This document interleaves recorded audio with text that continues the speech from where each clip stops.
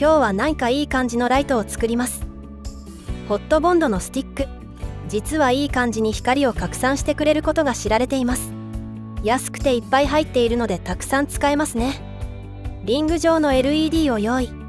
適当に台座を設計。レーザー加工で MDF をカット。レーザー加工でアクリルをカット。加工してる間にいい感じに光るプログラムを書きます。めんどくさいので AI にやらせましょう。カットしたパーツを組み上げます。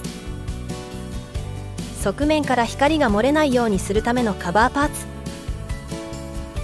ナットがぴったりはまってグッドです。スティックをひたすら差し込み OK。 できました。ホットボンドのスティックを使ったいい感じのライトです。発光パターンをいろいろ変えられます。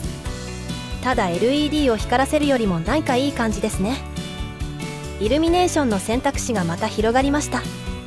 ホットボンドのスティックは自由にカットして長さも調節できますし、多少曲げたりしても面白いかもですね。もしホットボンドのスティックが余っていたら、ぜひムーディーな照明に活用してみてください。